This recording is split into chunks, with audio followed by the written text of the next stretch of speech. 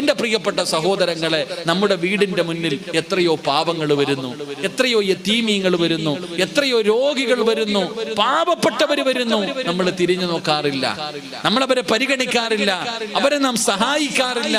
പരിശുദ്ധമായ വലിയ പെരുന്നാൾ നമ്മളിലേക്ക് കടന്നു വരുന്നു. നമ്മുടെ കുടുംബത്തിൽ തന്നെ എത്രയോ പേര് വസ്ത്രം വാങ്ങാനില്ലാത്തവർ, ജോലിയില്ലാത്തവർ, വളരെ രോഗികളായി കിടക്കുന്നവർ.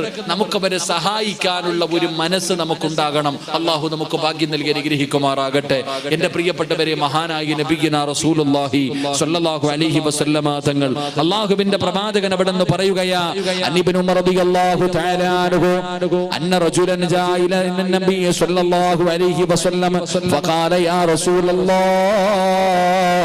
അയ്യുൻ നാസി അഹബ്ബു ഇലല്ലാഹ് അയ്യുൽ അഅമാലി അഹബ്ബു ഇലല്ലാഹ്. അല്ലാഹുവിന്റെ പ്രവാചകൻ സ്വല്ലല്ലാഹു അലൈഹി വസല്ലമ തങ്ങളോട്, മുത്തുനബിയോട് ചോദിക്കുന്നു, നബിയേ, ജനങ്ങളിൽ അല്ലാഹുവിന് ഏറ്റവും ഇഷ്ടപ്പെട്ടത് ആരെയാണ് നബിയേ? ജനങ്ങളിൽ അല്ലാഹുവിന് ഏറ്റവും ഇഷ്ടപ്പെട്ട ആളാരാണ്?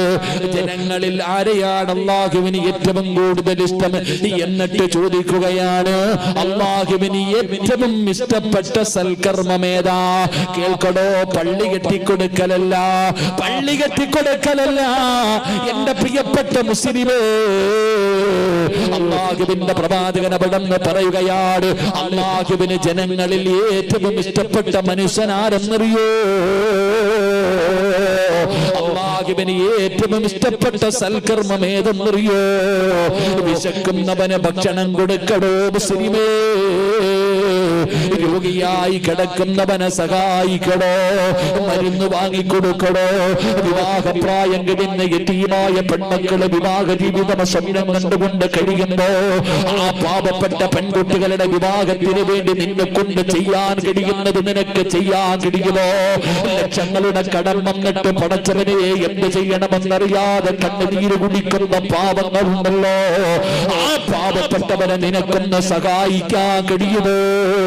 ഒരു വാക്കുകൊണ്ട്, ഒരു നോട്ടം കൊണ്ട്, ഒന്ന് നടക്കല് കൊണ്ട് നിനക്ക് ഏതെങ്കിലും ഒരു മുസ്ലിമിനെ സഹായിക്കാൻ കഴിഞ്ഞ അത് അല്ലാഹുവിന് ഏറ്റവും കൂടുതൽ ഇഷ്ടമുള്ള നന്മയാ. കാരുണ്യ പ്രവർത്തനം നടത്തുന്നത് അത് അല്ലാഹുവിന് ഏറ്റവും ഇഷ്ടപ്പെട്ട ആൾക്കാരാ.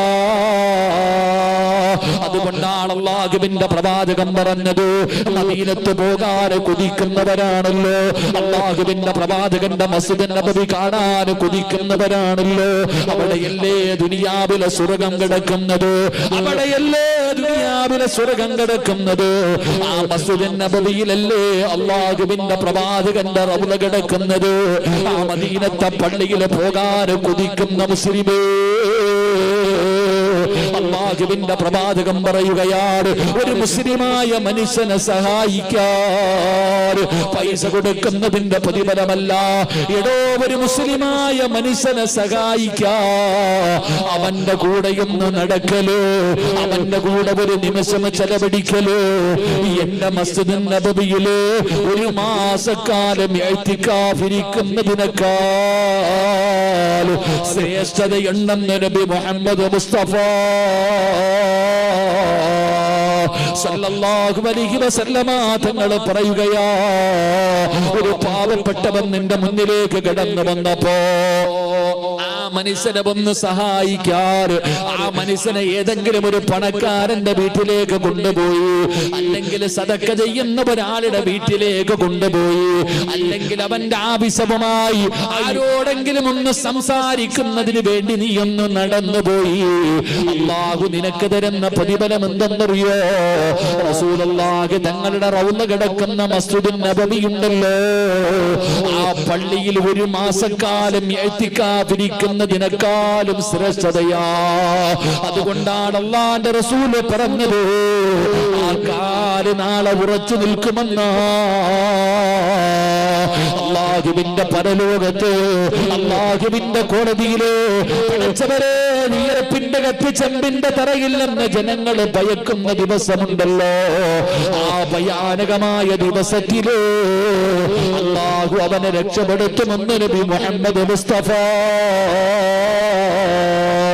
സല്ലല്ലാഹു അലൈഹി വസല്ലമ തങ്ങൾ പറയുമ്പോ വീട്ടിലേക്ക് വരുന്ന പാവപ്പെട്ടവനെ ആട്ടിയോടിക്കുന്നവര്, ഗേറ്റ് തുറക്കാത്തവര്, വാതില് തുറക്കാത്തവര്, വീട്ടിന്റെ മുന്നിൽ വരുന്നവനെ കളിയാക്കിയിട്ടവിടെന്ന് ഇറക്കി വിടുന്നവര്, അല്ലാഹുവിന്റെ റസൂല് പറഞ്ഞതെന്തെന്നറിയോ? ഈ നാട്ടിലെ പണക്കാരെ നിങ്ങൾക്ക് എല്ലാവർക്കും പരിചയമുണ്ട്.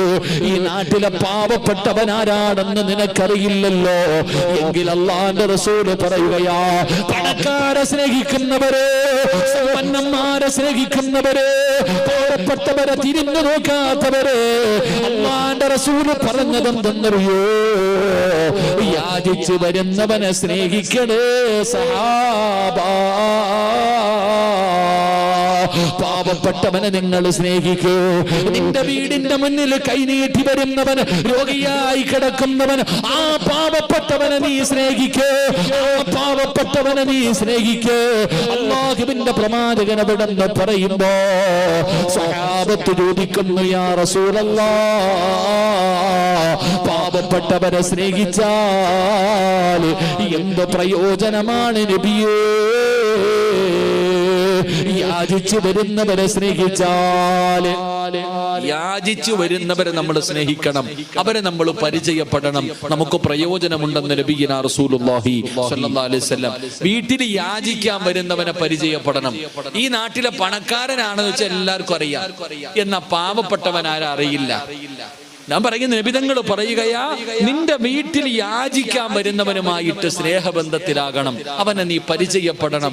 സഹാബത്ത് ചോദിച്ചു, പരിചയപ്പെട്ടാലുള്ള പ്രയോജനം എന്താ? നിനക്ക് പ്രയോജനമുണ്ടെന്ന് നബിയിന റസൂലുള്ളാഹി. ഉറക്കെ നബിയിന റസൂലുള്ളാഹി.